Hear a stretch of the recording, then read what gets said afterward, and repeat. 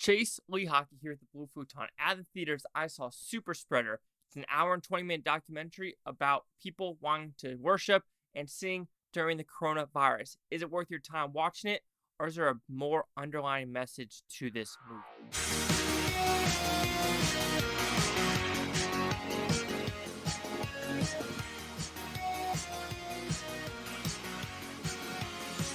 So Superspreader, what is it about? It's a very simple premise, actually. There's a California pastor that went to like multiple cities around the USA. Portland, oh, it wasn't a good idea. Seattle, oh, it wasn't a good idea. San Francisco, Chicago, Washington, D.C., New York City, and all these different cities to basically just go to a park outside and just sing.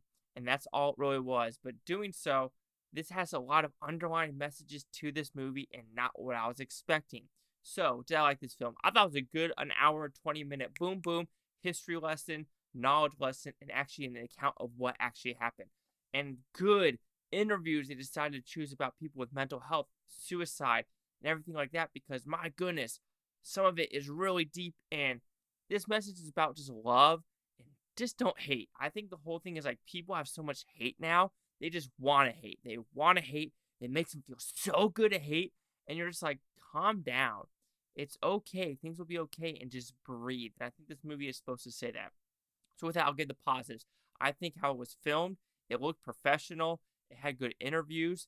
It had good just commentary. It had good history. It had good people involved. So with that, you have like a pastor from Kenya, which wasn't expecting to see that. I didn't know anything about this movie. I don't know anything about the evangelical Christian, because I know there's a lot. There's Baptist, there's that, Protestant, Catholic, Roman Catholic, and there's a lot of different things. So you just got to kind of open your mind and be like, okay, how many different religions and how many different, because you have of course, Mormons, Buddhists, and everything like that. So there's just a lot of stuff out there, and having this knowledge is pretty good because this movie is also anti-communism, anti-Antifa,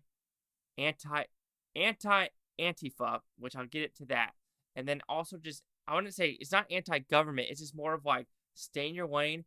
We know you're on your ivory tower, Galvin Newsom, who's like fucking like, you can't do this, but he will flaunt everything he wants to do without masks, and the politicians think they're above everyone else.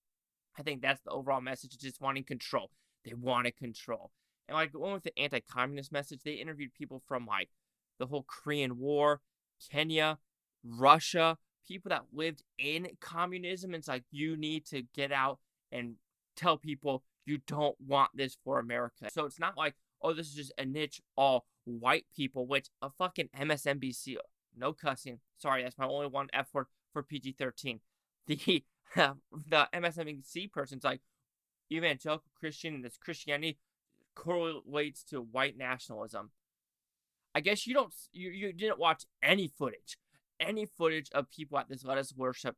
There was black, there was brown, there was white, there was every diversity. You could say African American, you could say there was Hispanic, you could say there were white people, you could say there's Europeans, you could say there was Asians, you could say there was everyone in this crowd just wanting to just be in the crowd.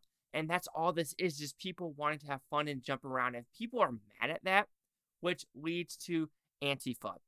If you were really anti-fascist, you would let people do what they want to do.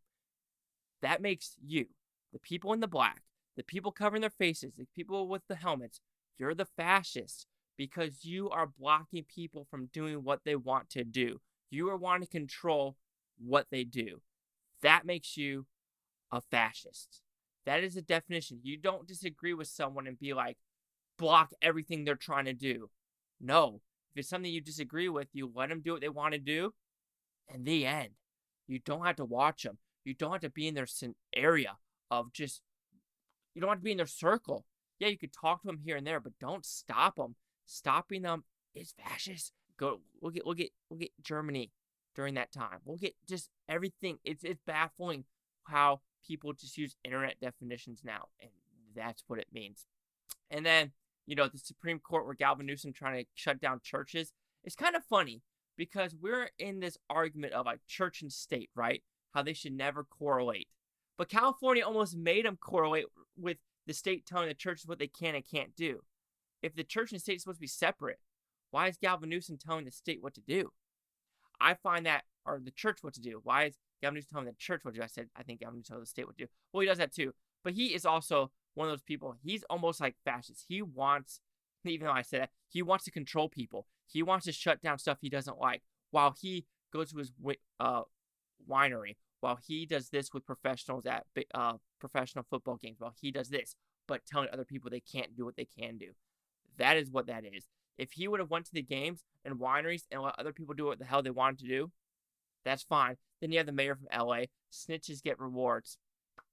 Like, what are we doing? But you're like, what does this have to do with Superspreader? It has a lot to do with it because a lot of it's in this film. But overall, and then, my goodness, I don't ever want to like live in California, Portland. I'm saying Portland. I can see me living on the other side of Oregon or Washington, which is Seattle. I don't ever see me want to live. And I'm putting California as a whole because I lived there in Monterey, California.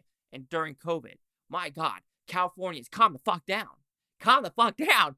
Making me with my dog in the park by myself.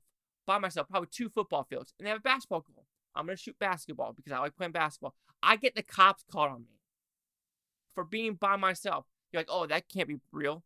What about the paddle boarder that was in the middle of the fucking ocean? Second F word. I'm sorry. But it's just like, it does happen. And the next day for the basketball courts, they took the rims off and the crime seemed the park like there was a crime there. Are you serious, California? Like, seriously, even Chicago during the Let Us Worship, the police commissioner was like, you know what? Here's a megaphone. And, you guys aren't harming anyone. You guys aren't destroying property. You guys aren't doing nothing harmful. You're not. And if some people wear a mask, let them wear a mask. If they don't want to wear a mask, they don't want to wear a mask. Because this wasn't about mask wearing. This was just about singing. So that's what it really was about. This was an anti-mask movement. This was basically them saying, you can't sing. That's what it was. So overall, Superspreader, I thought was a solid documentary. Some negatives, there was not a lot of negatives about this film because it shows both sides. It interviews people from people that think he's doing wrong and people that he's doing right. This isn't one-sided. This shows both sides doing everything. But can I watch this again? Absolutely. Is there some nitpicks here and there? Yeah, just like some interviewers and some interviewees, they just feel a little bit like they want to promote an agenda while some people didn't. And then you can hear some people in the audience like, really, bro? Especially there's one guy with like these weird gauges and another YouTuber. But even though the YouTuber was like really a dick in the first like half, his last half is like, okay, yeah, you can play devil's advocate and saying the BLM riots and protests and, smashing Gucci, that does nothing to COVID. But, going to churches does. It's like, and what they're doing with the Let Us Worship was outside, just like the rioting and protesting. But overall, it's a quippy, I don't know. But it's only an hour and 20 minutes. And I think if you're into this stuff, it's worth it. Even if you're not into it, it's a solid history lesson, like I said, of what has happened in the 1700s. Communist nations. What has happened in the past and what relates to today. So it's not just about this worship. It's about everything else. And people are like, oh, why are you doing all this religious content and everything like that? I don't know, because it's the movie in theaters, and I support theaters. I support movies, so I see everything and everything. So everyone's like, so if you're like, oh, why are you reviewing this? I'm sorry, I try to watch everything that I can. So if this offends you for me watching an hour and 20-minute movie, take that hate out of your heart. So Superspreader will receive a 4.5 out of 5 with Futons, which equals at 90%. So let's see the critics' news scores gave this one. So critics, there are none of them. 0, 0, 0. Audience score at 95% with over 100. So there you go. We have 95, 90. Chase out with the Blue Futon. Like, comment, subscribe. Let me know what you think is Futontopia. You Blue Futons, thank you for watching. Have a fantastic day. And seriously, this whole thing is do not let fear get in the way of your life. Live your life how you want to live it. And if it's different from this person, that's okay. That's okay. There's nothing wrong with that. It's okay.